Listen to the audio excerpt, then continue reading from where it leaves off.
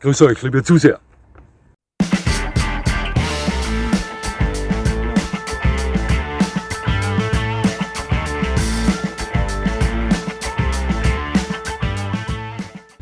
Nochmal herzlichst willkommen, liebe Zuseher, hier auf meinem Kanal. Ich freue mich sehr, dass Sie da sind.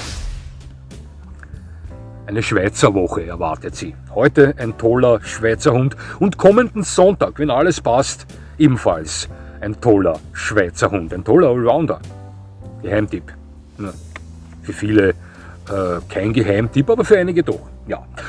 Dann ist etwas Pause, denn das nächste Video folgt dann erst am Donnerstag, den 31.10. und hier erwartet Sie ein Dog Special, Halloween Special. Auf das freue ich mich schon ganz besonders. Ja, doch nun zum heutigen Hund, zum heutigen Video. Schweizer Nationalmolosser. Klar wissen Sie, um welchen Hund es geht. Sie haben schon das Thumbnail gesehen, um den Bernhardiner. Ich nenne ihn gerne Schweizer Mastiff, da er anatomische Ähnlichkeiten zum Old English Mastiff meiner Meinung nach vorweist. Also, bis aufs Fellkleid bei der langhaarigen Variante und die Farbe. Aber sonst. Doch der Hund wurde auch Alpine Mastiff genannt, einige Zeit lang. Wenn es um die Entstehungsgeschichte des Bernhardiners geht, tappt man etwas im Dunkeln, bis zu einer gewissen Zeit. Also man geht davon aus, dass die Vorfahren dieser tollen Hunderasse, die zu den größten und schwersten Hunden der Welt zählt, heute, bei den ehemaligen Kriegshunden des Kriegsherrn Hannibals zu suchen sind, der ja damals mit seinem Heer die Alpen überquert hat. Sie kennen die Geschichte mit den Elefanten und so weiter. Diese Kriegshunde von Hannibal sollen sich mit ortsansässigen Hunden verpaart haben und das Ergebnis stellt angeblich die direkten Vorfahren des heutigen Bernhardiners dar. Vermutet man. Was man sicher weiß, ist, dass vor mehr als 200 Jahren Mönche im Kloster am großen St. Bernhard kräftige, starke, gute Wach- und Schutzhunde gehalten haben, die nur eine Aufgabe hatten. Und die war das Bewachen, das Beschützen der Kirchenschätze. Das war's, ja. Doch ist man dort in diesen Gebieten niemals vor Lawinenabgänge, vor Stürmen in Sicherheit, möchte ich mal sagen. Und man kam recht schnell drauf, dass sich diese Hunde sehr gut dazu eigneten, verschüttete Menschen zu retten. Oder auch Menschen zu retten, die sich verlaufen haben und zu erfrieren drohten. Ja. Einer der bekanntesten dieser Rettungshunde war, Sie wissen es sicher, Bari. Bari, das war ein Bernhardiner, ein Hund dieser Mönche im Kloster am großen St. Bernhard, der nachweislich über 40 Menschen gerettet hat aus den Schneemassen. 1814 verstarb dieser Hund und er wurde dann im Nationalmuseum in Bern ausgestellt, ausgestopft, ja, natürlich, ja. Wissen Sie, wie groß und wie schwer Bari war? 54 cm Schulterhöhe und zwischen 40 und 50 Kilo schwer. Also eigentlich im Vergleich zu heutigen Bernhardinern ein Zwerg. Ja, aber damals legte man noch keinen Wert auf Riesenwuchs und Schwergewichter. Die Hunde mussten leistungsfähig sein. Das war Bari auch. Ja. Bemerkt sei noch, dass die Hunde der Mönche, also diese Ur-Bernhardiner, alle stock- oder kurzhaarig waren, da sich die langhaarigen Varianten für die Arbeit im Schnee nicht eigneten. Langhaarig wurden diese Hunde erst durch Einkreuzungen von Neufundländer. Das tat man deshalb, um Krankheiten aufgrund von Inzucht zu vermeiden. Ja, und wie gesagt, diese langhaarigen Varianten, die eigneten sich dann weniger in diesen stark beschneiten Gebieten, aber die wurden gerne im Tal bei den Almbauern als Zughunde und als Hütehunde eingesetzt. Ja, also heute gibt es den Bernhardiner in 2 Fellvariationen. In kurzhaarig, stockhaarig eher, ja, und in langhaarig. Sie sind weiß, also Grundfarbe ist weiß und haben rotbraune Platten in verschiedenen Größen. Ja, Größe und Gewicht ist so eine Sache. Man spricht bei Bernhardiner Hündinnen von einer Schulterhöhe von mindestens 65 cm und bei Rüden von mindestens 70 cm mit maximal 90 cm, was ja schon riesengroß ist. Aber können diese Hunde auch höher werden? Das wird dann nicht bestraft bei Ausstellungen, solange sich die Restanatomie harmonisch in diese Schulterhöhe einfügt. Sie wissen schon, was ich meine. Gewicht. Hündinnen beginnen da etwa bei 54 Kilo und Rüden bei 65 Kilo. In Wirklichkeit sind da nach oben hin auch keine Grenzen gesetzt. Ich sah auf Ausstellungen schon Bernhardiner mit knapp 100 Kilo Gewicht. Also größentechnisch sehr nah beieinander mit Old English Mastiffs. Auch da sage ich schon mal einen Rüden mit 103 Kilo. Ein Ochse. Ne? Sehen wir uns mal den Charakter dieses herrlichen Molosses an, denn nichts anderes ist der Bernhardiner. Ich kannte einige Bernhardiner, doch dazu etwas später. Also beschrieben wird dieser Hund als im Erwachsenenalter recht selbstbewusster, ruhiger Hund, der einen treuen, loyalen Familienangehörigen darstellt, mit Kindern gut zurechtkommt, einen ausgeprägten Wach- und Schutztrieb besitzt, überschaubare Triebigkeit hat,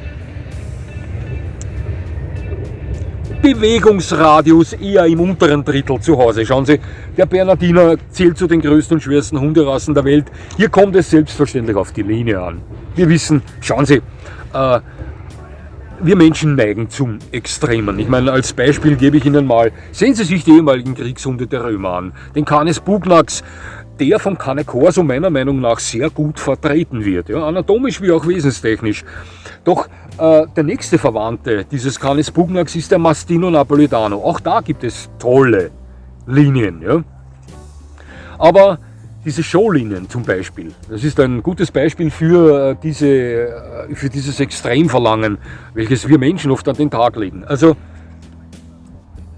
der ehemalige Canis Pugnax, der römische Legionärshund, war ja unter anderem auch ein Großwildjäger. Also Mastino Napolitano, Showlinie und Großwildjäger, das ist ungefähr so, als würden sie einen Sumo-Ringer zu einem Marathonlauf vertonen. Ja. Ähnlich ist das auch beim Bernhardiner. Es gibt da Showlinien, die ins Endlose wachsen und gewichtstechnisch und schulterhöhentechnisch, also diese Hunde könnten diese Aufgaben, welche sie ursprünglich erfüllt haben, also ihre Vorfahren, nicht mehr erfüllen. Ja. Dementsprechend gering ist auch der Bewegungsdrang dieser Hunde. Also wenn Sie einen Bernhardiner mit knapp 1 Meter Schulterhöhe und knapp 100 Kilo Gewicht an der Leine führen, dann haben Sie mit Sicherheit keinen Hund mit dem Trieb eines Malis an der Leine. Das ist ganz klar. Das meinte ich mit überschaubarer Triebigkeit. Das ist ein Hund, der ist mit Ihnen unterwegs, ganz klar, aber alles etwas gemütlicher. Ein toller Familienhund, der aber nicht unbedingt für jedermann taugt, allein aufgrund seiner Ausmaße. Also es ist immer von Vorteil, wenn man bei solch einem Hund auch über ein Grundstück verfügt oder zumindest eine riesige Wohnung. Denn wenn sich in einer kleineren Wohnung ein Bernhardiner irgendwann mal irgendwo ausbreitet, ja, dann müssen Sie da dauernd mit, mit irgendeinem Werkzeug aus dem Klettersport über diesen Hund drüber klettern. Ja, es ist ein Riesenhund. Ganz klare Sache, also sollte schon ein gewisser Platz da sein. Ein Hund, der ähnlich wie die klassischen Molosser über hohe Reitschwelle verfügt, der aber Gas geben kann. Und wenn ein Bernhardiner mal Gas gibt, ich sah das schon, liebe Zuseher, dann staubt's gewaltig. Das sind wahnsinnig starke Hunde. Und die muss man dann mal auch wieder aus diesem Vorhaben rausholen. Denn Bernhardiner gelten mehr oder weniger auch manchmal als dickköpfig. Und hier sagt man dem kurzhaarigen Schlag oder der kurzhaarigen Variante dieses Hundes etwas mehr Dickköpfigkeit nach. Ich glaube, ich habe Zuseher, aber mich stört es nicht, solange es die Leute nicht stört. Der kurzhaarigen Variante etwas mehr Dickköpfigkeit nach als der langhaarigen Variante. Ich kann das nicht bestätigen, ich habe es nur gelesen. Ich kannte sowohl langhaarige Bernhardiner wie auch kurzhaarige, aber mir wäre da nicht aufgefallen oder ich hatte zu wenig intensiv mit diesen Hunden zu tun, um da irgendwie behaupten zu können, ja, der kurzhaarige ist dickköpfiger als der langhaarige oder nicht. Ja, ja, ich möchte Ihnen kurz mal einige Erlebnisse erzählen, persönliche Erlebnisse erzählen mit diesem Hund. Meinen ersten Bernhardiner sah ich im Alter von 11 oder 12 Jahren. Wir hatten unseren Boris noch nicht lange. Da waren wir öfter mit einigen meiner Verwandten unterwegs, die ebenfalls ihren Hund neu hatten. Ich habe da schon mal davon erzählt. Der Smoky zum Beispiel, der Deutsch-Langstockhaar meiner Tante, meines Onkels, der zur selben Zeit erworben wurde wie mein erster Hund Boris. Wir gingen öfter miteinander spazieren. Gingen wir manchmal bei einem Grundstück vorbei, da war ein Bernhardiner Röde drinnen. Lieber Zuseher, ich sage Ihnen was, ein exzellenter Grundstücksbewacher. Das war ein Maschendrahtzaun und jedes Mal, wenn wir da vorbeigegangen sind, schoss er mit seinem Riesenkopf mit voller Wucht in diesen Zaun rein und gab uns zu verstehen, mach den Fehler nicht, hier näher zu kommen oder gar da über den Zaun rüber zu kommen, von euch wird nicht viel überbleiben. Und genau da, wo dieser Hund immer reingeschossen ist, der dürfte das permanent gemacht haben, war dieser Maschendrahtzaun schon richtig ausgebuchtet. Ja. Also es war kein angenehmes Gefühl, wenn man da vorbeigegangen ist, denn der hatte wirklich 100% das Ventil offen, dieser Hund. Mehr weiß ich von ihm nicht. Ich weiß nur, das war ein Langstockhaar oder ein Langhaar Bernhardiner, imposant, riesiger Kopf, tiefe Stimme und der gab uns immer klar erkennbar zu verstehen, das ist sein Revier, das gehört ihm und wir haben da nichts verloren. Ja. Werde schon beobachtet. Was macht er da? Was macht er da? Ja, er redet mit einer Wand. Schullandwoche. Das war in der Hauptschule, ich glaube 2. Klasse Hauptschule, sind wir nach St. Egiden in die Steiermark gefahren für eine Woche mit der Klasse. Und dort im Hotel hatte der Hotelbesitzer einen Bernhardiner Rüden, einen Kurzhaar Bernhardiner Rüden. Extremst freundlich. Wir hatten damals Boris schon und meine Leidenschaft für Hunde war schon mehr oder weniger voll entflammt. Selbstverständlich war ich an diesem beeindruckenden, riesigen Hund interessiert. Der hatte einen Kopf, ich sage Ihnen das. Ich war damals halt, 12 Jahre, war einiges kleiner als ich jetzt bin. Und der Hund kam mir natürlich noch größer vor. Ich schätze ihn heute, wenn ich zurückdenke, der wird schon gehabt haben um die 85 cm Schulterhöhe und das ist kein kleiner Hund mehr. Dementsprechend passender Bernhardiner Kopf, also Kanisterkopf, wie einer meiner Zuseher gerne zu diesen Köpfen Dermalosa sagt. Und ich weiß noch, dass unsere Lehrerin immer zu uns sagte, wenn wir da reingehen, wir sollen den Hund in Ruhe lassen, obwohl der wahnsinnig freundlich war. Wir waren höchstwahrscheinlich nicht die erste Schulklasse, die dort zu Besuch war. Der Hund war das also gewohnt. Jedes Mal, wenn wir da reingingen oder rausgingen, weil wir wanderten oder Fußball spielten oder sonst irgendwas, begrüßte uns der Hund. Aber wir durften von unserer Lehrerin aus nicht hin, obwohl ich unbedingt wollte. Und jedes Mal habe ich den gegrüßt und der stand dann da mit seinem Riesenkopf, sah mir fast in die Augen und wedelte mit der Rute. Ein fantastischer Hund, auf den ich mich gut erinnern kann. Am Platz hatten wir, soweit ich mich erinnern kann, nur einmal einen Bernhardiner, auf den kann ich mich aber gut erinnern. Ich glaube, wir hatten sonst nie Bernhardiner bei unserem Abrichterplatz, aber auf Tapsi kann ich mich erinnern. Deswegen, weil wenn ich mich zurückdenke und an seinen Besitzer erinnere, damals gab es ja Herr der Ringe noch nicht, das war in den späten 80ern, frühen 90ern, sah der Besitzer von Tapsi aus wie Gimli, der Zwerg von A Lord of the Rings, von Herr der Ringe, nur mit schwarzen Haaren, nicht mit diesen roten Haaren. Ja, war auch relativ klein, aber der Hund war ein Riese. Ein Langhaar Bernhardiner und der Name Tapsi, der passte zum Wesen dieses Hundes. Ein Gebrauchshund für einen Abrichterplatz, Sie wissen schon, Gerätetraining, Hochsprung, Weitsprung, Kletterwand, Leiter und so weiter, ist der Bernhardiner nicht. Schon gar nicht, wenn er aus einer Linie kommt mit bis zu 90 cm oder knapp 90 cm Schulterhöhe und über 80 Kilo Gewicht. Nun schauen Sie, unser Boris hatte auch 68 Kilo, sind knapp 70 Kilo und war dennoch ein fantastischer Gebrauchshund. Aber der hat eine andere Anatomie vorzuweisen als dieser Tapsi, der weit schwerfälliger war.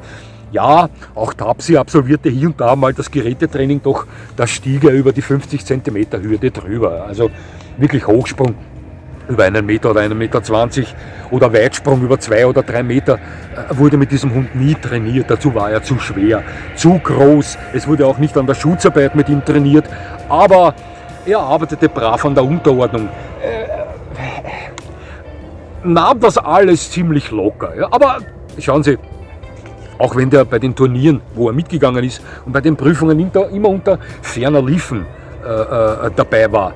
Das war dem Besitzer egal, der fühlte sich bei uns am Platz pudelwohl. Also wir waren eine tolle Gesellschaft, eine große Familie. Das dürfte dem Besitzer von Tapsi gefallen haben. Der war einige Jahre lang Gast mit Tapsi bei uns und war auch immer gern gesehen, auch sein Hund. Wobei, wie gesagt, eine Gefahr für einen Titelanwärter war er nie. Ja. Also als Gegner war er immer herzlich willkommen, nie gefürchtet. Sie verstehen schon, was ich meine. Das war Tapsi. Mit Vito hatte ich auch mal ein Erlebnis mit einem Bernardiner, ist noch gar nicht so lange her. 2,5 Jahre. Ja, Vito war etwas über 2 Jahre alt.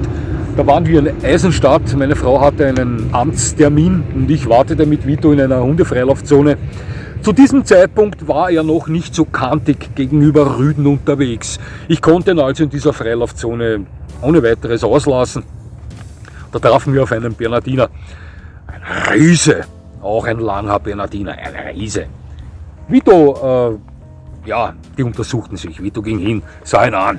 Das ist großer, alles gerade, und der Bernardiner sah runter zu ihm. Der kam mir so vor, viele von Ihnen kennen den Faxe von Vicky und die starken Männer, ja, wie dieser Faxe, ja, so richtiger Hallo. Ja, also total freundlich, tolles Sozialverhalten, da war überhaupt keine Dominanz dabei, keine Aggression, überhaupt nichts. Da war eher Vito ein bisschen kantig, da war er schon in seinen, Anfangsmomenten, wo er Rüden gegenüber etwas kantig wurde, aber da war es noch im Bereich des Normalen. Also wie gesagt, Bernhardiner, toller Hund, toller Molosser, für viele Leute eine Alternative, die gern Molosser hätten, sich aber keinen nehmen, weil diese Hunde oftmals auf der Liste stehen, Mastiff, Bullmastiff und so weiter. Der Bernhardiner tut das, soweit ich weiß, nicht, ist aber ein echter Molosser, und sehen Sie sich mal einen kurzhaarigen Bernhardiner an. Ja. Vergleichen Sie den mit einem Old English Mastiff. Ich werde immer der Meinung sein, dass die sehr viel Ähnlichkeit, anatomisch sehr viel Ähnlichkeit haben miteinander, bis auf die Farbe, ganz klar. Aber deswegen sage ich auch immer Schweizer Mastiff zu diesem Hund, wenn ich ihn sehe. Ist mir schon mal geschehen, dass mich ein Besitzer eines Bernhardiners angesehen hat, was meinst du damit? Sage ich, ja, ich sage das immer nur so, weil, und dann erkläre ich mich im Vergleich zum Old English Mastiff und so weiter. Toller Hund, für mich wäre er nichts, obwohl er mir sehr gut gefällt. Wesenstechnisch und optisch, keine Frage. Aber noch bin ich ein Marschierer. Ich bin gern unterwegs, schnell und weit. Dafür ist der Bernhardiner nicht wirklich geschaffen. Wobei nochmal, es gibt auch beim Bernhardiner Linien, die weit leichter sind, weit agiler sind. Ich möchte nicht sagen Leistungslinien, wie es zum Beispiel beim deutschen Schäferhund, Rottweiler oder Schnauzer ist, ja, Dobermann und so weiter. Aber es gibt natürlich auch Linien, wo der Bernhardiner noch, spritziger unterwegs ist. Ja, im Gesamten, Sie wissen schon, Sie rufen ihn, zack, der schaut. Ja. Und es gibt dann auch diese Bernhardiner, Sie rufen ihn, wissen Sie, was ich meine? Ja, ist so, anders kann ich es nicht erklären. Ne? Das ist Fakt. Und dennoch, selbst die agilsten Bernhardiner wären mir etwas persönlich zu träge. Aber für Menschen, die es gemütlicher angehen lassen wollen, einen wirklich großen und starken, tollen Familienhund haben wollen, der ausgeprägten Wach- und Schutztrieb hat, ja, und ein Bernhardiner, wenn er mal der Meinung ist, sie beschützen zu müssen, pfui. Also da kann man schon in Deckung gehen, das sage ich Ihnen. Die Gefahr ist dann immer nur, einen Molosser, der in der Art und Weise funktioniert wie ein Bernhardiner, dann wieder da rauszuholen. Ja? Denn wenn die mal umgeschalten haben, schalten sie sie nicht so schnell wieder zurück wie einen der typischen Schutzhunde, der typischen Gebrauchshunde. Ja, muss ich nicht wieder alle aufzählen. Schäferhund, Dobermann, Schnauzer, Rottweiler und so weiter. Ist so. Die bleiben dann zumeist hartnäckiger in diesem Modus drin. Ja, wenn Sie jetzt einen Hund haben mit 90 cm Schulterhöhe und 85 oder 90 Kilo Gewicht, da ist dann schon einiges zu tun, ja, um das zu bewerkstelligen. Sie verstehen schon, was ich meine. Nein, aber ein toller Hund, toller Familienhund. Vielleicht nicht unbedingt der Hund für Sportler, Hiker, das nicht. Eher für gemütliche Leute. Platz, er braucht Platz. Die langhaarige Variante sicher auch dementsprechend Pflege. Gesundheitstechnisch, ja, da habe ich vielleicht vergessen zu sagen, schauen Sie, allein aufgrund seiner Ausmaße.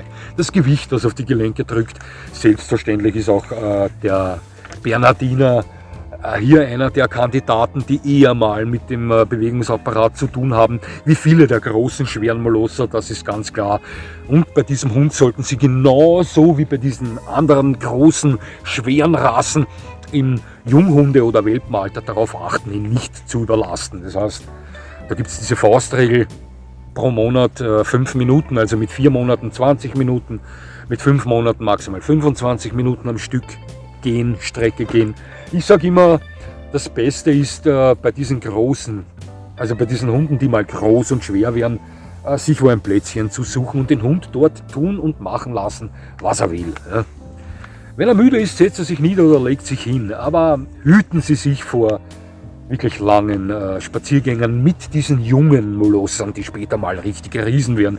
Sie wissen, die Wachstumsfugen sind alle noch offen, alles ist noch weich und später haben Sie dann mal einen mit dem Bewegungsapparat schwer bedienten Hund, wenn Sie das im jungen Alter bei diesem Hund schon übertreiben. Und genau das zählt auch für den Bernhardiner. Und sonst ein Top-Hund, kein Gebrauchshund. Klar können Sie den Platz mit ihm besuchen, aber zu schwer, zu groß fürs Gerätetraining. Für die Schutzarbeit nicht wirklich geeignet. Ja, alles zu behäbig und vielleicht auch die Einstellung passt nicht ganz. Ja. Unterordnung eventuell, ja, na klar, Grundkommandos, Fuß, Platz, Sitz, Steh, voran, hier, bring und so weiter, klar, ja, aber Sie wissen schon, auch das im Vergleich zu den typischen Gebrauchshunden dauert es erstmal höchstwahrscheinlich länger, benötigt es etwas mehr Überzeugungskraft Ihrerseits, weil der Bernhardiner doch manchmal etwas dickköpfig sein kann. Ja, und Sie sollten ein nicht zu gebrechlicher Mensch sein, denn wenn Sie mal einen Bernhardiner an der Leine führen und der irgendetwas tun möchte, das Sie für nicht so weise halten, dann sollten Sie auch körperlich dazu imstande sein, diese Gewalt bändigen zu können. Sie verstehen schon, was ich meine. Das ist meine Meinung, ich bleibe dabei. Ich sage immer, egal wie gut der Hund mir gefällt, wenn ich im Ernstfall nicht dazu in der Lage bin, den körperlich zu bändigen, ja, sollte ich ihn mir nicht nehmen. Ich weiß schon, auch wenn Sie 55 Kilo haben und Ihr Burbul 90 Kilo hat und Sie sagen, aber ich habe den Top in der Hand, seien Sie froh, dass Ihr Hund so funktioniert. Sie haben ihn nur deswegen so in der Hand an der Leine, weil Ihr Hund das auch will. Wenn er das nicht will, bezweifle ich das, dass Sie mit 55 Kilo einen 90 Kilo schweren Burbul bändigen können. Wenn der mal wirklich Gas gibt. Ja. Meine Meinung. Ja. Sie müssen ja selbst entscheiden, was das Richtige für Sie ist. Ja, kurz Zusammenfassung. Ein schöner Molosser, der Bernhardiner. Langhaarig, kurzhaarig, groß, schwer. Gibt verschiedene Linien. Toller Familienhund. Nicht ganz, nicht ganz so stark ausgeprägter Will to Please wie Schäferhund, Schnauzer und so weiter. Sie wissen schon, kann manchmal etwas dickköpfig sein, typisch Molosser, auch wieder Old English Mastiff zum Beispiel. Toller Wachhund, ja, toller Schutzhund, kann ich nicht sagen. Effektiver Schutzhund, ja, aber kontrollierbar im Fall der Fälle eher schwieriger als die klassischen Schutzhunde, aber natürlich kann sie ein Bernhardiner beschützen. Brauchen wir nicht drüber reden. Also wenn es der körperlich nicht kann, kann es gar keiner. Ja, im Großen und Ganzen ein toller Hund, aber nichts für Sportler. Eher für Leute, die es gemütlich angehen. Am besten für Leute mit Haus und Garten oder zumindest einer sehr großen Wohnung, denen auch Sabern nichts ausmacht. Ja. Klassische Molosser-Fans wissen, wovon ich spreche, ja, wenn die Fetzen fliegen. Ja, lieber Zuseher, das war's mit dem Bernhardiner. Ganz toller Hund, der Schweizer Nationalmolosser. Wie gesagt, am kommenden Sonntag der nächste Schweizer. Appenzeller Sennenhund, kann sie verraten. Ne? Ganz toller Allrounder. Top-Hund. Top-Hund, kann viel. Gefällt mir sehr gut. Aber auch einige Erlebnisse schon mit diesem Hund gemacht. Dann haben wir einige Tage Wartezeit bis am 31.10. Dann kommt das Halloween-Special, auf das freue ich mich schon ganz besonders. Noch heute hat es mich sehr gefreut, dass Sie mir zugesehen haben. Und auch heute würde ich mich natürlich freuen, wenn Sie mir weiterhin zusehen. Und jetzt wünsche ich Ihnen noch einen schönen Tag. Das war's schon wieder.